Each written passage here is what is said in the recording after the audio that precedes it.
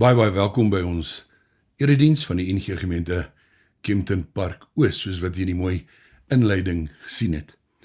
Ons is bly jy het gekies om vandag na hierdie diens te kyk en luister, en onthou dat dit ook 'n nagmaalgeleentheid in die gemeente is, en dat indien julle tuis nagmaal wil gebruik, sit ietsie gereed, vir die wat dalk nie onthou het van die datum nie, en aan die einde van die boodskap sal ek dan ook die nagmaal op hierdie forum bedien.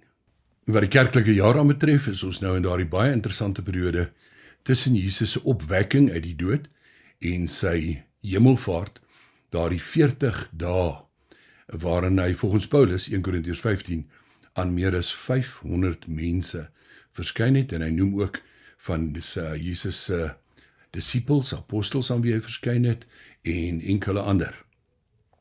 Dit is vir ons as gelowiges 'n uiters belangrike tyd van die kerklike jaar. Kom ons begin ons diens met 'n wotum en die seëngroet. Die boodskap van die kruis van Christus is wel onsin vir die wat verlore gaan. Maar vir ons wat gered word, is dit die krag van God. Daar staan tog geskrywe: die wysheid van die wyses sal ek vernietig, en die geleerdheid van die geleerdes sal ek tot niet maak. Geliefdes, genade vir julle en vrede, dit kom van God, ons Vader, en van die Here Jesus Christus, ons Verlosser, deur die kragtige werking van God, die Heilige Gees. Kom ons gebruik die geleentheid om saam te bid. Here onse God, baie dankie vir 'n geleentheid in die erediens hier in ons gemeente, maar dankie ook vir hierdie wonderlike, ryke geleentheid wat oor soveel grense strek, om by mense, reg oor die land, reg oor die wêreld, uit te kom met u woord. Ons wil bid dat u elke uitsending van hierdie diens ook sal seën en dra deur die werking van u Gees.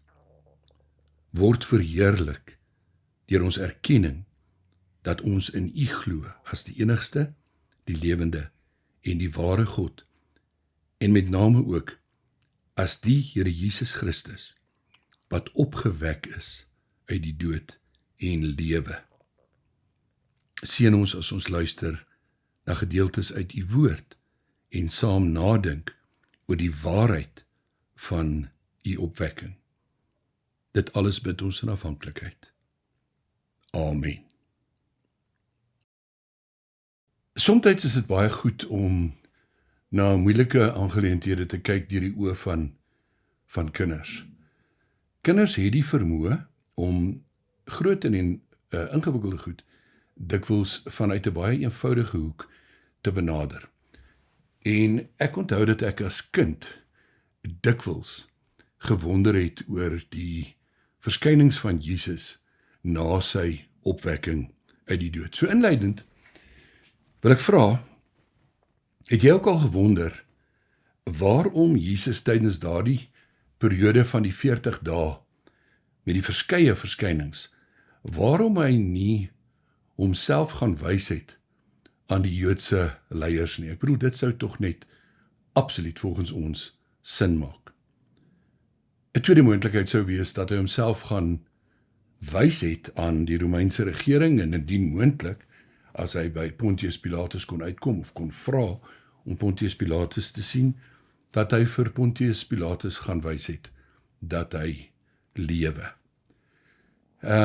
Ek het as kind regtig baie tyd en amper emosionele energie daaraan bestee, om te dink dat dit sou die beste gewees het. En ek dink as Jesus dit gedoen het, sou die hele wêreld, destydse wêreld van daar, moes onmiddellik geweet het, hy is opgewek uit die dood, en dat dit dan sy uitsprake, dat hy die seun van God is, sou bevestig. In 'n eerste hoofpunt, vandag, nou dat ek ouer is ek oortuig dat dit nie die gewenste effek sou gehad het nie. Wat die Joodse leiers aanbetref, hulle was absoluut verblind deur hulle vooroordeel. Hulle was absoluut bevooroordeeld geglo dat die mense begin Jesus aanhang, hy word te gewild Dit hou 'n risiko in vir die hele volk en dit kan 'n opstand veroorsaak, soos ek tydens die Paasnaweek gepreek het. Daar is 'n spreekwoord wat sê, niemand is so blind as die een wat nie wil sien nie. Ek wil graag na 4 geleenthede verwys om te motiveer waarom ek hierdie stelling maak dat die Joodse leiers so verblind was deur hulle vooroordeel, dat hulle nie positief sou reageer het, indien Jesus aan hulle sou verskyn na sy opwekking nie. Die eerste wat ek wil noem, is om jou te herinner aan die feit dat Jesus iemand op 'n Sabbatdag genees het, wat blindgebore is. Nou wat baie interessant is, die bepalinge rondom die Sabbat het gelei dat mens nie enige hulp of mediese hulp aan iemand kan gee, tensy hulle in lewensgevaar is nie. Die woorde kom ook in die Bybel voor, as die kalf in die put is, as 'n kalf in 'n put sou val en kon vrek, dan kon jy op die Sabbatdag die kalf uithaal. Maar indien 'n mens sou val en sy arm breek, of sy been breek, of wat ook al, en nie in lewensgevaar is nie, dan sou daar die hulp moes wag tot na die Sabbat verby is, met ander woorde Saterdagmiddag, na sonsondergang. En nou kom Jesus, en hy genees iemand wat blindgebore is. Met ander woorde, daar is geen mediese krisis nie, daar is geen lewensbedreigende situasie nie. Maar dit is 'n wonderwerk. En hulle is so verblind, dat hulle sien nie die wonderwerk nie.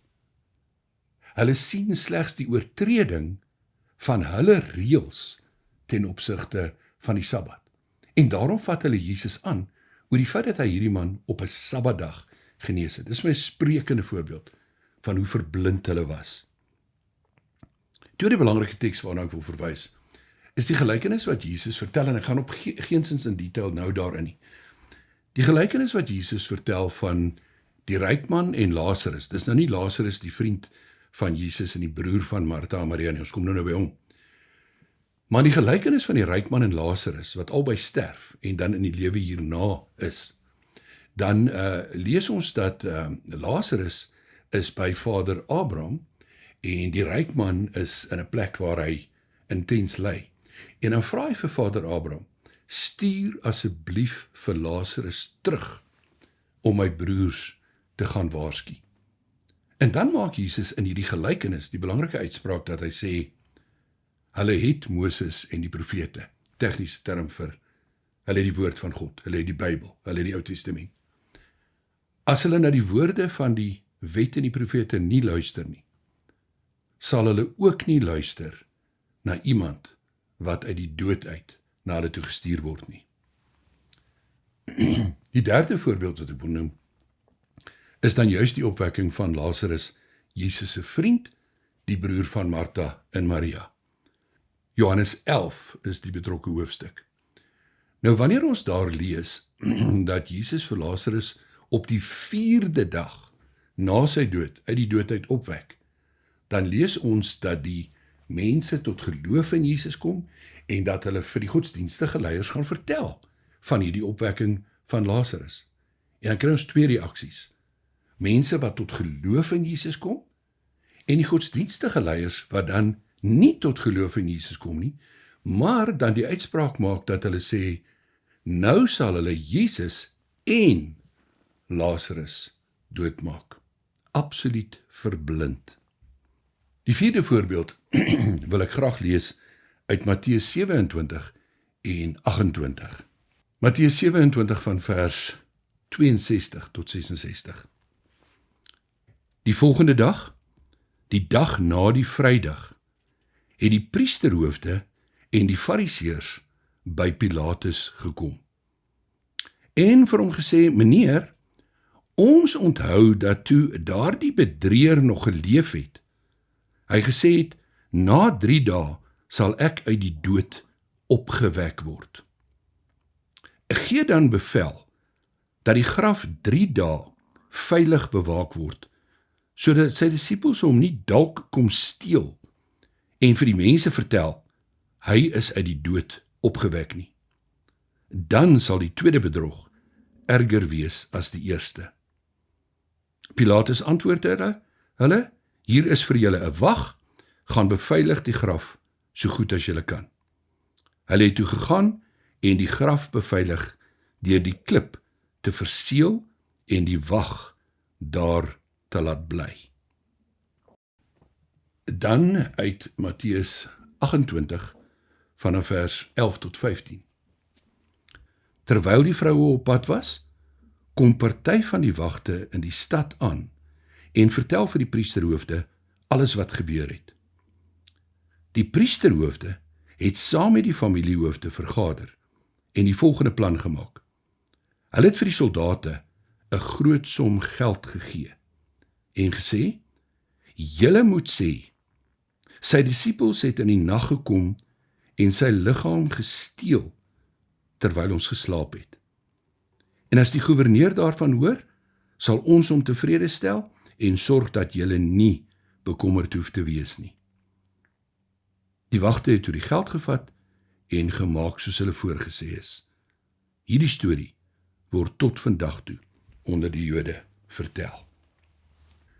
Ek is vandag oortuig dat die Joodse leiers, indien Jesus aan hulle verskyn het, dit sou afmaak as bedrog en dat hulle alles in hulle vermoë sou gedoen het om hom weer dood te maak. Dit sou 'n futiele oefening gewees het. Ons tweede hoofpunt. Die Romeinse regering het nie 'n saak gehad met die Jode se onderlinge twiste en meningsverskille nie. Hulle het nie 'n saak gehad met die kwessie van hierdie moontlikheid van 'n nuwe koning nie. Hulle het Herodes erken as die koning van die Jode, wat ek altyd sê 'n puppet koning was, en hy het maar met hulle saamgewerk terwille van die belastings, en hulle het met hom saamgewerk terwille van die belastings en so meer. Hierdie kwessie van of Jesus opgewek sou wees uit die dood, of hy die beloofde Messias van die Ou Testament sou wees, of hy die seun van God sou wees, die Romeinse regering sou geen belang daarby gehad het nie. Ek wil 'n vreeslike ooreenvoudige metafoor gebruik uit ons daaglikse lewens situasie. En hier gaan dit nie oor 'n spesifieke party nie, maar ek sou wou die illustrasie gebruik dat die ANC regering het geen belang by die verkiesing van die hoofleiers van 'n skool nie. Byvoorbeeld in ons omgewing, Brandwag, Kempton Park, Hoërskool, Mansmoor, Dr. E.G. Jansen en so meer. Vir daai kinders en vir daai betrokke ouers is dit 'n verskriklike belangrike en 'n dikwels sensitiewe en baie moeilike aangeleentheid. Maar die regering van die dag het geen belang daarby nie. Dit is illustrasie dat die Romeinse regering met Jesus, en of hy opgewek is uit die dood of nie, en of daar sulke gerugte ontstaan het of nie, hulle op geen manier sou aangegaan het nie. Alwaarin hulle belang gestel het van die Jodese kant af was dat hulle moes onderdanig wees, daar moes kalmte, vrede, rustigheid in die provinsie wees, en natuurlik moes hulle getrou hulle belastings betaal. Dit is al waarby die Romeinse regering betrokke was.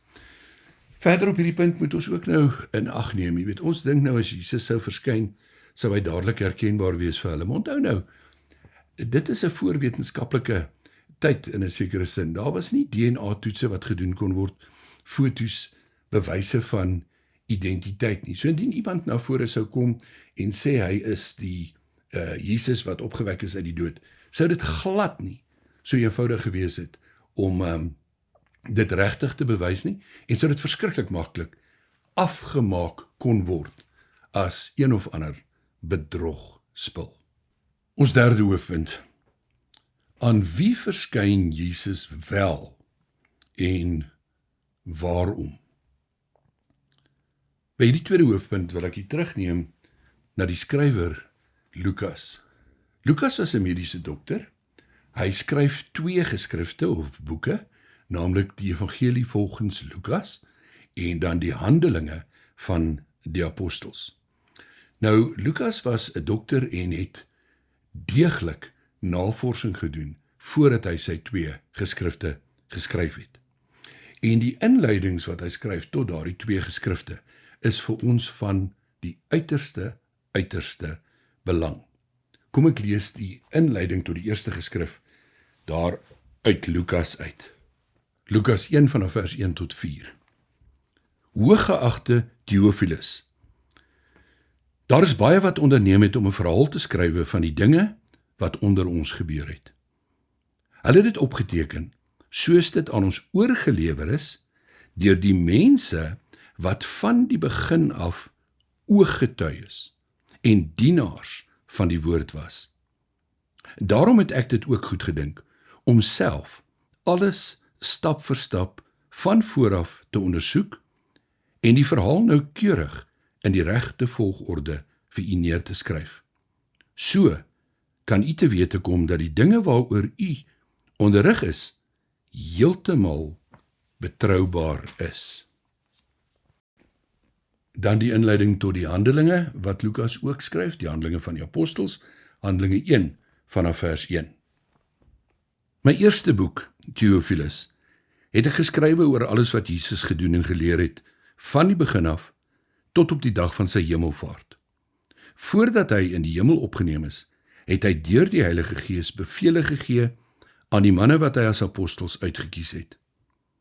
Na sy dood, het hy aan hulle met baie onbetwisbare bewyse ook getoon dat hy lewe. In die loop van 40 dae het hy by verskeie geleenthede aan hulle verskyn en met hulle oor die dinge van die koninkryk van God gepraat. Sleutelwoorde, sleutelbegrippe in hierdie twee inleidings is die volgende. Aan wie is dit wat Jesus verskyn? Aan die manne, die apostels wat eers nou sy disippels was, volgelinge, maar wie hy nou aanstel as sy apostels, sy gestuurdes, sy gesandte om die evangelie uit te dra. Hulle het hom geken. Hulle het die pad van die 3 jaar van sy openbare bediening saam met Jesus geloop. Dan maak Lukas melding van oog- en oorgetuies, betroubare getuies, wat gesien en gehoor het wat Jesus gedoen het, gesê het, geleer het en wat gebeur het rondom die kruisiging en daarna die opwekking en daarna die verskyning van Jesus. En dan staan daar nog 'n sleutelbegrip. Jesus het met onbetwisbare bewyse aan hulle bewys of getoon dat hy lewe. En dan die volgende sleutelbegrip, by verskeie geleenthede oor die loop van 40 dae. Ons vierde hoofpunt. Waarom is dit vir ons belangrik? Nee, ek wil herformuleer, nie net belangrik nie. Waarom is dit vir ons wesenlik? Waarom is hierdie inligting wesenlik vir ons geloof? Die antwoord is verskriklik eenvoudig, want ons was nie daar nie. Dit het 2000 jaar gelede gebeur. Ons kan uit verskeie historiese bronne nagaan, dat daar erken word, Jesus het gelewe in daardie spesifieke tyd, dat hy opgetree het as rabbi, dat daar aansprake was dat hy die Messias was en die koning van die Jode. Die feit dat hy gekruisig is 'n historiese feit. Maar ons was nie daar nie. Maar daar was betroubare getuies, wie se betroubare getuienis vir ons opgeteken is. Ons verwys na die oog- en oorgetuies. Hulle was daar en ons geloof berus op hulle getuienis. Ek herhaal, betroubare getuies se betroubare getuienis. Onthou jy die pragtige kinderliedjie? Al was ek nie daar nie, ek weet dit is waar. Al was ek nie daar nie, ek weet dit is waar. Dan nog 'n belangrike element saam met hulle getuienis. Ons glo nie net op grond van hulle getuienis nie, maar ook op grond van die radikale lewensverandering wat daarby almal wat Jesus na sy dood beleef het, ingetree het. Hulle was bereid om te sterf vir hierdie getuienis, dat Jesus leef, dat hulle hom gesien het, dat hulle weet hy leef. Hulle was nie net bereid om daarvoor te sterf nie. In die meeste gevalle het hulle uiteindelik gesterf vir daardie belydenis. Ek sluit af. Ons geloof berus nie op mites of hoorsê of feeverhale nie, maar op die vaste fondament van die betroubare getuies se betroubare getuienis van Jesus se verskyning aan hulle na sy dood by verskeie geleenthede oor die loop van 40 dae. Al was ek nie daar nie, ek weet dit is waar. Amen.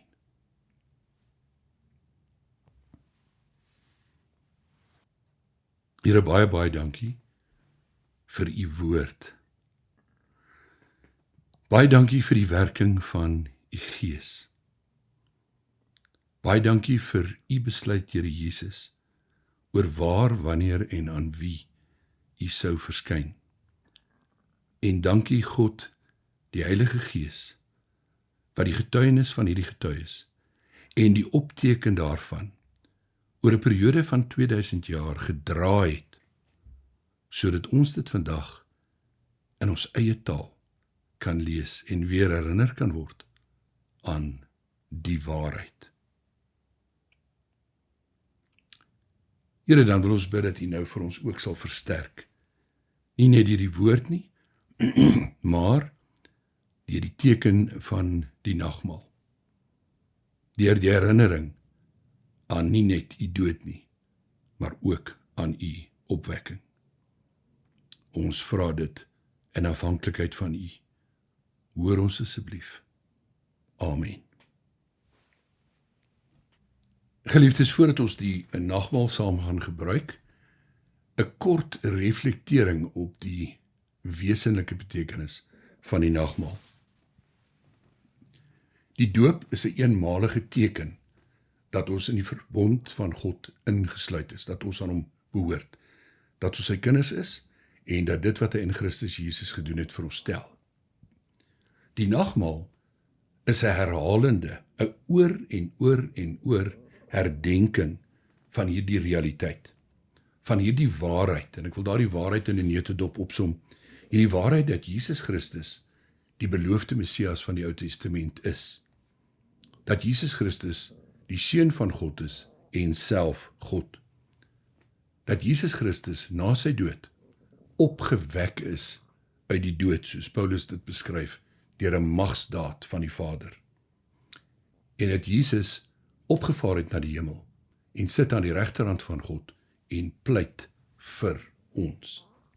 In plaas van om 'n nagmaalformulier te lees, wil ek vandag stil staan by 'n ander skrifgedeelte in die Bybel. 1 Korintiërs hoofstuk 1 vanaf vers 18 tot 25. Hierdie skrifgedeelte, alhoewel dit in Korintiërs staan, sluit direk aan by ons tema oor die oortuiging dat Jesus Christus opgewek is uit die dood en dat hy ons verlosser is. Kom ons luister saam daarna, voordat ons saam die nagmaal gebruik. Die boodskap van die kruis van Christus is wel onsin vir die wat verlore gaan, maar vir ons wat gered word, is dit die krag van God. Daar staan tog geskrywe, die wysheid van die wyses sal ek vernietig, en die geleerdheid van die geleerdes sal ek tot niet maak. Waar is die wysgeer van hierdie wêreld nou? Waar die skrifgeleerde? Waar die slim woordvoerder? Het God nie die wysheid van die wêreld tot onsin gemaak nie? Dit was die bedoeling van God in sy wysheid, dat die wêreld nie deur geleerdheid tot kennis van God sou kom nie. Daarom het God in sy goedheid besluit om deur die prediking, wat vir die wêreld onsin is, die te red wat glo. Die Jode vra wondertekens en die Grieke soek wysheid, maar ons verkondig Christus wat gekruisig is. Vir die Jode is dit 'n aanstoot en vir die ander is dit onsin. Maar vir die wat deur God geroep is, Jode sowel as Grieke, is Christus die krag van God en die wysheid van God. Wat vir die wêreld die onsin van God is groter wysheid as die wysheid van mense. En wat vir die wêreld die swakheid van God is groter krag as die krag van mense. Geliefdes, waar jy ook al is, en kyk of luister, nooi ek jou uit om nou saam met ons deel te neem aan die viering van die nagmaal. Aan die herdenking dat Jesus Christus 2000 jaar gelede ter wille van ons gelei het, gekruisig is, gesterf het, begrawe is, ter helle neergedaal het, maar wat op die 3de dag weer opgestaan het uit die dode, wat opgevaar het na die hemel en sit aan die regterhand van God, die almagtige Vader. Die tekens is baie eenvoudig. Dit herinner ons tweeledig. Eerstens aan die verlossing uit Egipte, die Paasmaaltyd, en tweedens aan die kruisiging van Jesus Christus, ons verlosser. Geliefdes, die brood wat ons breek, is die gemeenskap met die liggaam van die Here Jesus Christus. Neem dit, eet daarvan, dink daaraan en glo dat sy liggaam gebreek is tot 'n volkome versoening van ons sondes.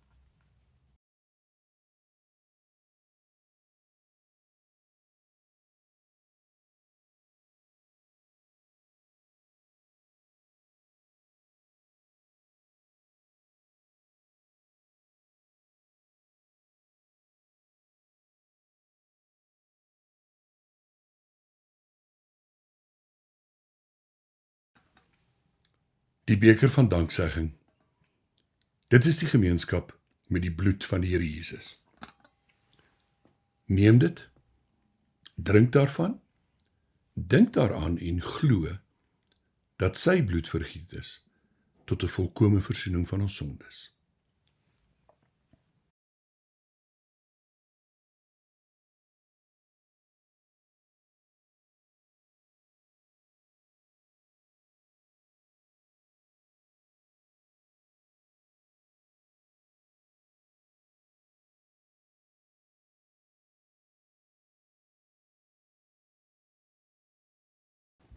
Kom ons bid saam.